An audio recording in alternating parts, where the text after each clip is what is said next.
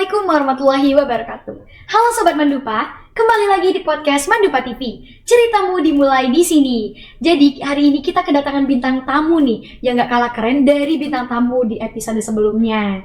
Dan sesuai judul hari ini, kita akan berbincang langsung dengan finalis fiksi tingkat nasional. Dan teman-teman pastinya udah penasaran kan ya, siapa yang akan berbincang dengan kita hari ini? Kita langsung aja sapa orangnya.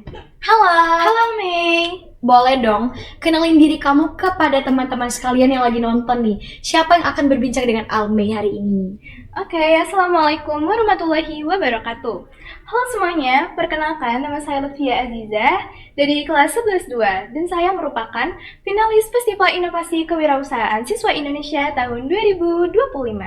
Oke, jadi seperti yang telah disebutkan oleh Ziza nih, kalau kamu itu adalah finalis fiksi. Dan sebelum kita lanjut cerita soal pengalaman kamu, boleh dong dijelasin dulu ke teman-teman sekalian yang lagi nonton, apa itu lomba fiksi? Karena mungkin sebagian orang itu belum tahu nih fiksi itu lomba apa.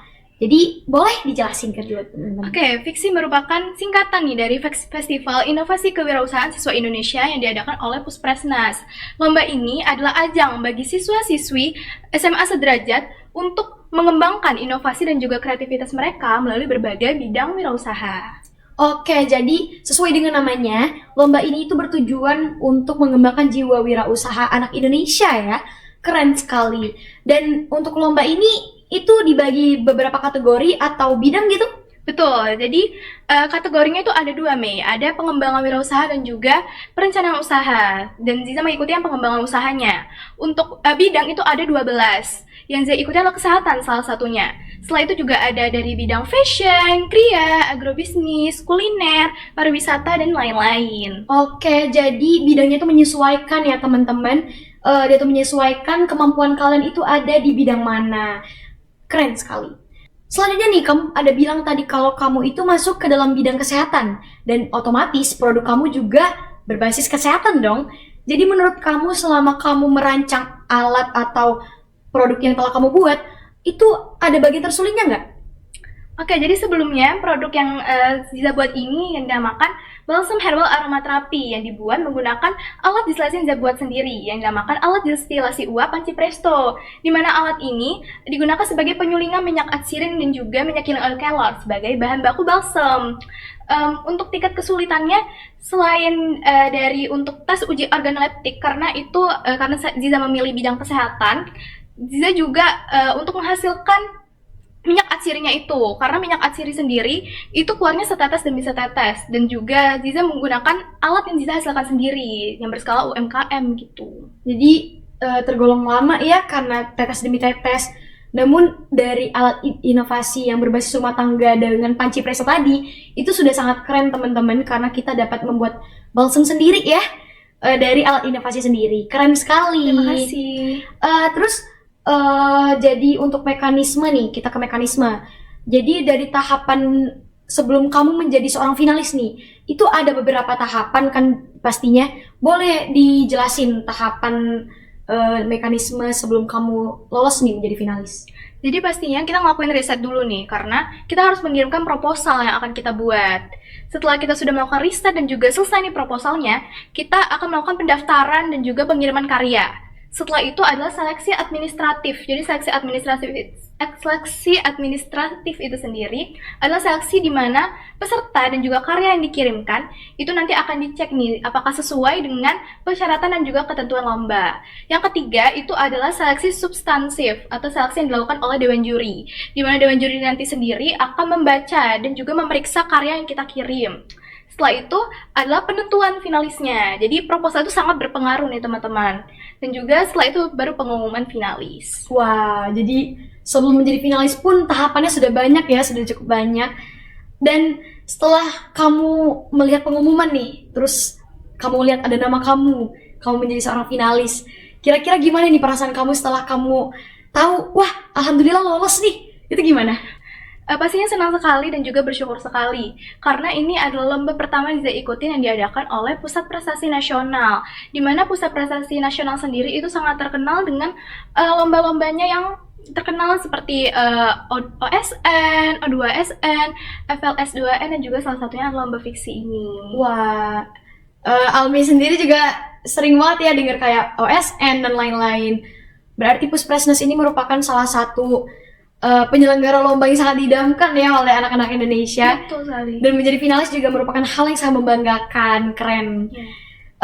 Karena kamu menjadi finalis nih, itu penyelenggaraan lomba tingkat nasionalnya itu ada di mana? Di Jakarta. Oke. Di Jakarta. Dan selama kamu di Jakarta, itu tentunya setelah kamu menjadi seorang finalis, ada tahapan lagi tuh untuk mengikuti lombanya dan alur-alurnya. Itu setelah kamu di Jakarta, apa saja tuh alur yang kamu jalani? Yang pertama itu pastinya pada tanggal 26 Oktober, itu tepatnya di hari Minggu. Setelah sampai di Jakarta dan di Hotel Mercure Jakarta, itu pastinya melakukan registrasi dan juga check-in. Setelah itu malamnya kita melakukan technical meeting, di mana technical meeting itu sendiri menentukan nih urutan tampil presentasi dan juga rangkaian saat presentasi dan juga sesi tanya jawab.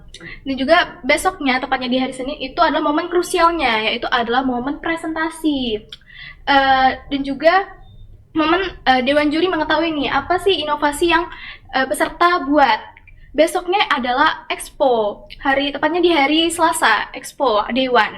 Dan juga pembukaan expo fiksi. Besoknya adalah expo day 2 atau hari Rabu. Oke, hari kedua. Hari Rabu, ya.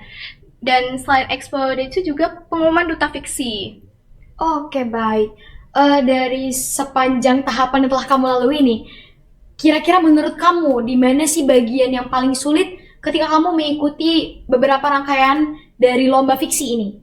Momen krusialnya pastinya presentasi, di mana pastinya Dewan Juri akan menilai nih apakah inovasi yang kita buat ini tuh pantaskah untuk menang. Dan juga expo. Dan sebenarnya expo itu sangat melelahkan dikarenakan kita dari jam 6 sampai sangat sore itu terus nih memberikan informasi kepada pengunjung yang akan datang ke booth kita.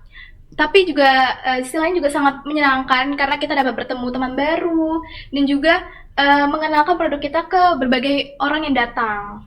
Gitu. Oke, jadi dari kamu expo dan kamu menanggapi beberapa pertanyaan dari pengunjung, itu cukup melelahkan ya, namun tetap membahagiakan karena dapat bertemu dengan teman-teman baru dan mendapat pengalaman baru.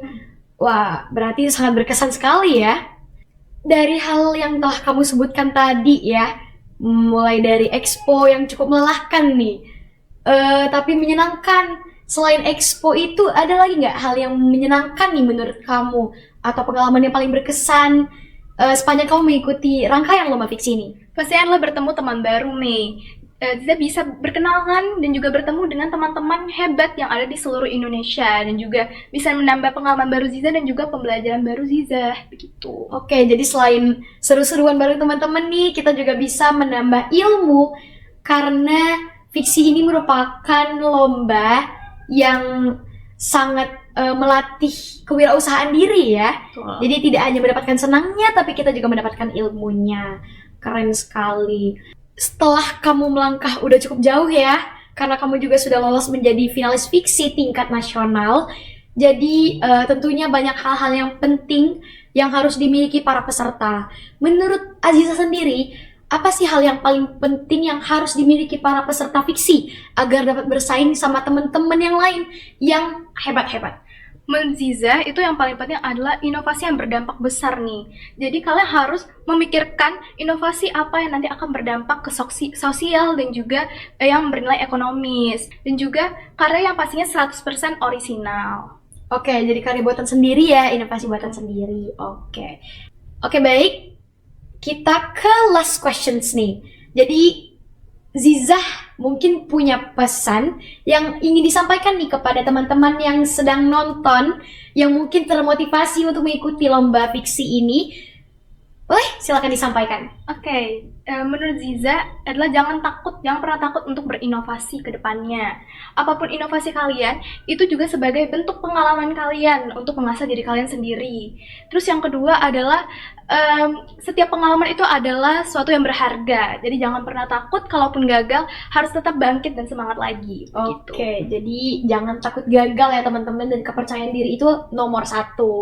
Oke, nggak kerasa ya waktu kita ternyata sudah habis dan mulai memisahkan kita. Nggak terasa banget karena obrolannya juga seru sekali. Thank you banget ya Aziza karena sudah mau hadir dan sharing pengalaman bersama Almi dan juga teman-teman yang lagi nonton. Semoga obrolan ini dapat memotivasi kita semua agar kita tuh nggak takut untuk berinovasi. Oke, terima kasih ya. Sama-sama. Dan teman-teman juga jangan takut untuk ikut lomba ya, karena setiap lomba itu pasti ada hasilnya dan pasti mendapat pengalaman kita, dan kita juga habis belajar dari pengalaman Kak Aziza. Dan Almi juga mau mengucapkan terima kasih kepada teman-teman sekalian yang udah meluangkan waktunya menonton podcast episode hari ini yang seru sekali menurut Almi ya.